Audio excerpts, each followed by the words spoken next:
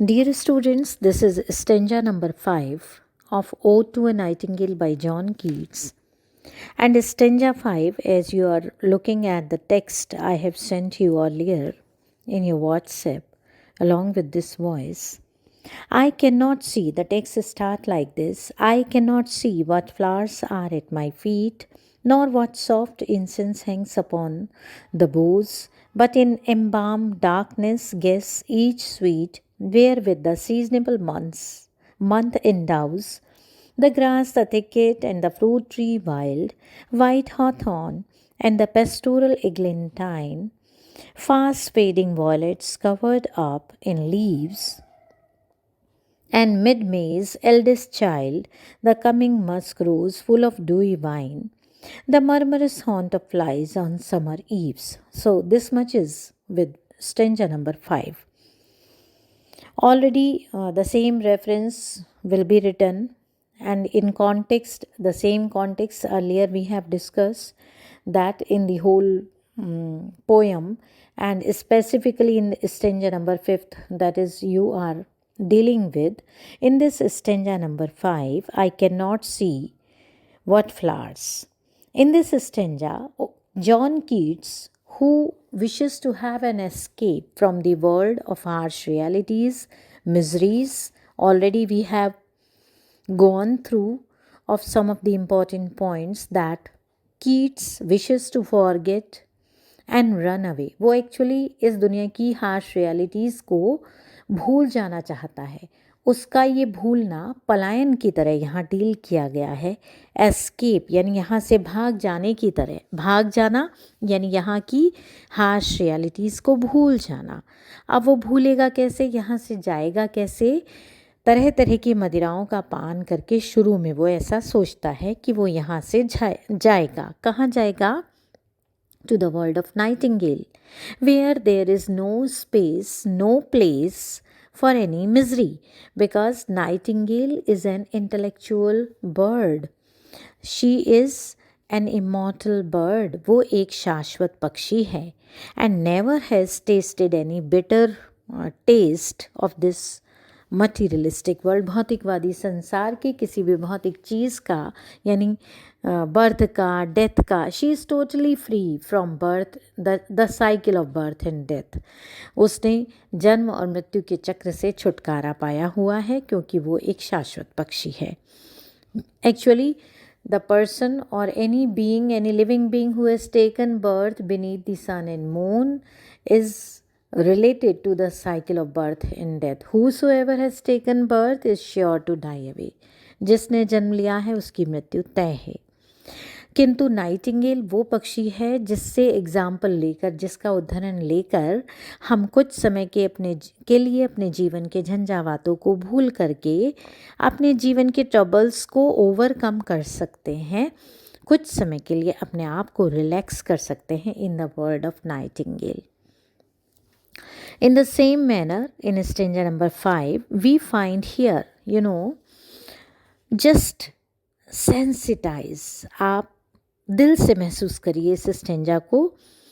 कहता है I cannot see. I here is the speaker, John Keats, who wishes to have an escape. Actually, in stanza number 4, he has transmitted himself on the viewless wings of poesy in the world of Nightingale. Nightingale के संसार में अपने आप को transmit करके ले आया है, किसी मदिरा का पान करके नहीं. शुरू में सोचा था ऐसा करेगा, किंतु in stanza number 4 we have gone through already. Keats transmitted himself, वो अपने आप को ट्रांसमिट करता है to the world of nightingale with the help of imaginary flight. वो काल्पनिक कल्पना के पंखों को लगा करके नाइटिंगेल की दुनिया में ट्रांसमिट होता है. And he finds that he finds himself, वो अपने आप को पाता है in the world of silence, in the world of complete peace and comfort. And this world is actually the dense forest where there is no light, though the whole sky is twinkling with the starlit night. The goddess of moon is surrounded by its fairy stars, but the Nightingale who is sitting amidst the cluster of trees, पेड़ों के झुरमुट के बीच में dense forest में वो बैठी है और वहाँ पर जो बाहर की दुनिया का आडंबर है उसके लिए कोई स्थान नहीं है। केवल यदा कदा जब कभी हवा चलती है और पत्तों में सरसराहट होती है, with that passage due to the blowing wind, वो जो पैसेज बनता है, रास्ता बनता है ऊपर स्टारलिट नाइट की रोशनी का, उस डेंस फॉरेस्ट तक आने का, बस उसी तक, बस उतनी ही रोशनी उस गहन सघन वन में आती है। सो हियर आपको इस स्टेंजा को फील करना है। I cannot see what flowers are at my feet, मैं नहीं देख पा रहा हूँ कि ये कौन कौन से फूल मेरे पैरों में उगे हैं, because it's too much dark over there. उस दुनिया में जहाँ वो ट्रांसमिट होकर नाइटिंगेल के संसार में आया है, वहाँ केवल डार्कनेस है। दो ही कैन फील, क्या कर रहा है, वो फील कर पा रहा है।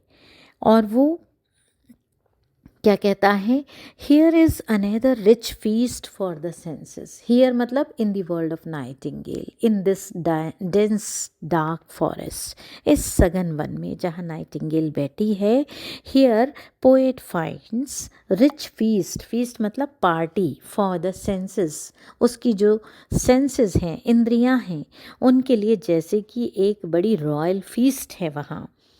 There are and these are, ये जो फीस्ट है, फीस्ट किस रूप में है, most sweet and fragrant lines here we find, ये जो लाइन्स हैं बहुत ही स्वीट हैं। जस्ट इमेजिन, पंक्तियाँ कभी स्वीट और फ्रेग्रेंट नहीं होती, but the lines are extremely fragrant and sweet because of the atmosphere which the poet is finding there, because of the various flowers which are described. Poet बारी बारी उन flowers की बात करता है।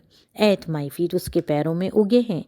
Nor what soft incense hangs upon the boughs, और जो ऊपर पेड़ों पर टहनियाँ हैं उन पर से भी इंसेंस मतलब सॉफ्ट फ्रेग्रेंस आ रही है, due to the fruits and flowers which are hanging upon the boughs of plants and trees, उन बड़े बड़े पेड़ों और वहाँ के पौधों के ऊपर जो फल फूल लगे हैं उनकी स्वीट फ्रेग्रेंस पोएट फील कर पा रहा है। That's why poet says that here is the rich feast for my senses, मेरी इंद्रियों के लिए तो यहाँ पार्टी बन गई।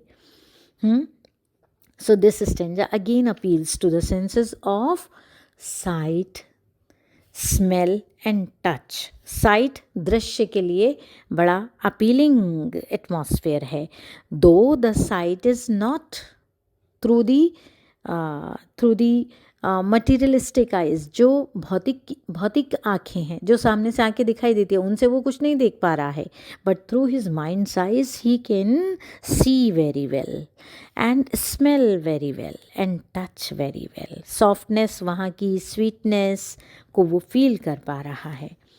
और वो कहता है, I can not see what flowers are at my feet nor what soft incense hangs upon the boughs, but in embalm darkness, लेकिन वहाँ जो डार्कनेस है, and that is so much effective, it seems suppose a balm effect is upon his sense, उसके sense पर जैसे कोई balm लग गया, जैसे आपके माथे पर, आपके फोरहेड पर आपके हैडेक हो रहा हो, आपके सर में दर्द हो और आप कोई बाम लगा लेते हैं तो आपको एक बहुत ही कंफर्ट सा फील होता है। तो उस डार्कनेस में एक एम्बामिंग इफ़ेक्ट था।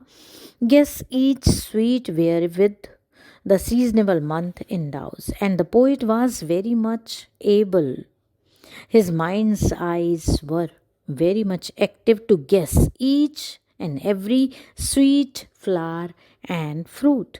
वहाँ की हर सुगंध को बहुत ही एक्टिव सेंस में वो फील कर पा रहा था। वेयर विद द सीजनेबल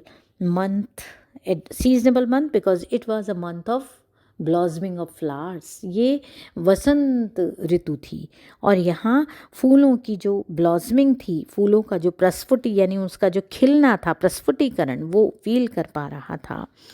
वहाँ जो ग्रास थी, थिकेट थी और फ्रूट ट्री वाइल्ड, जो जंगली फलों के जो पेड़ थे उनको वो फील भी कर रहा था, देख भी पा रहा था मन की आंखों से।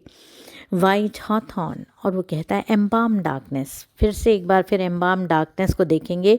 This is really a pretty phrase. Embalm darkness एक बहुत ही खूबसूरत सा फ्रेज है।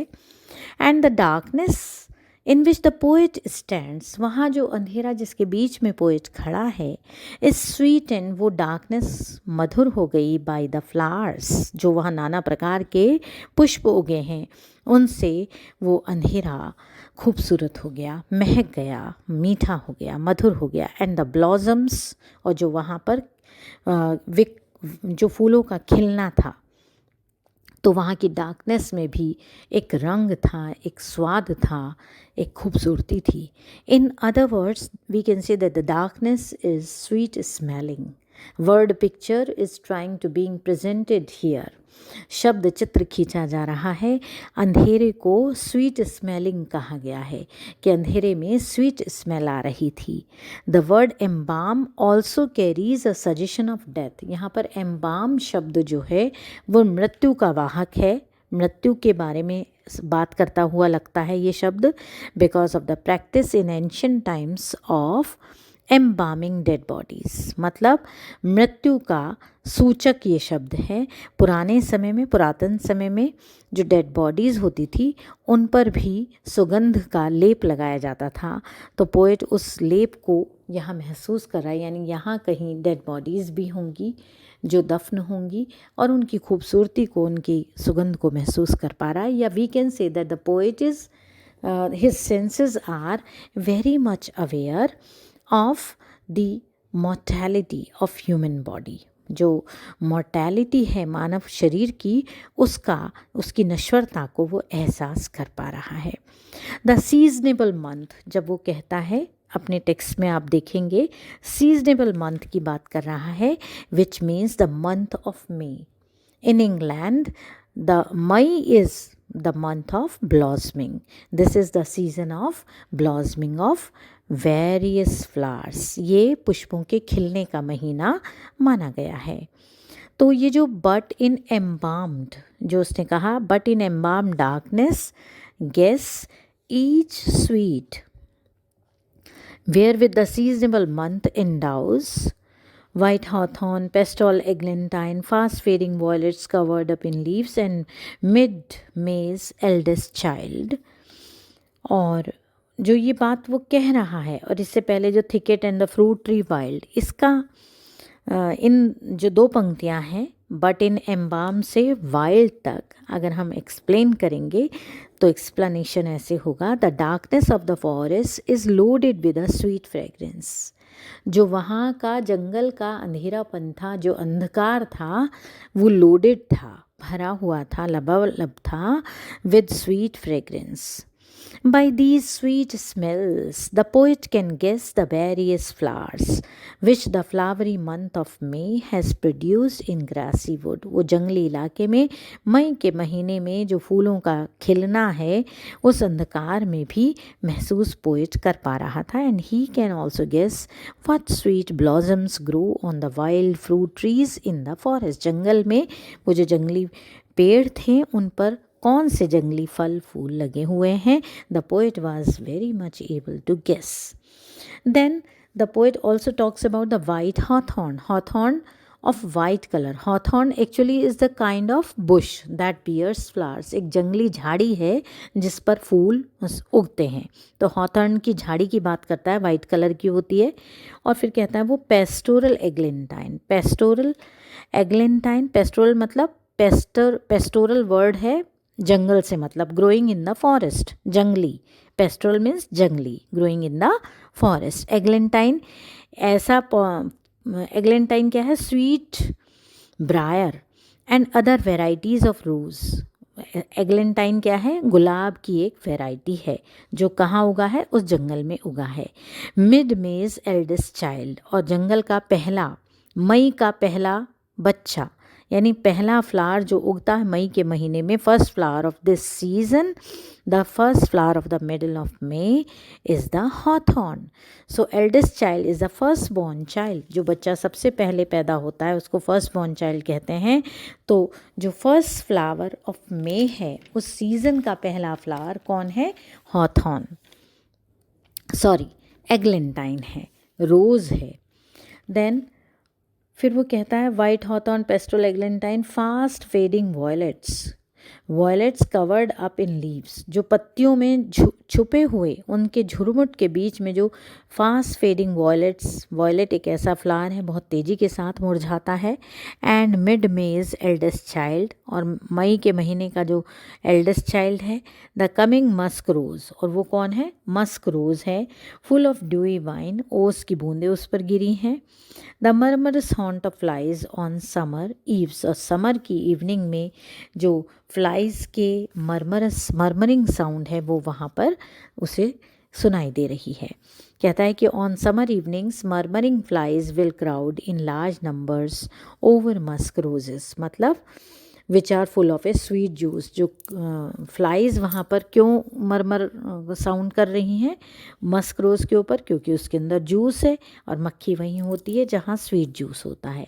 So musk roses will be the favourite gathering places for the murmuring flies. वहाँ फेवरेट प्लेस है मरमरिंग फ्लाइज, मक्खी भिनभिनाती हुई मक्खियों के का जो पसंदीदा जगह है वो मस्क रोज़ है. So in comment we can say that the music of the long vowels in this line is noteworthy. यहाँ पर लॉन्ग वॉवल्स का यूज़ किया गया है. This is also an example of onomatopoeia. Onomatopoeia जहाँ शब्दों की धुन के माध्यम से, साउंड के माध्यम से इफ़ेक्ट डाला जाता है, उसका प्रयास यहाँ किया गया है. Because the sound of words here produces the murmur of the flies, murmuring sound. So that is all for stanza 5. Thank you.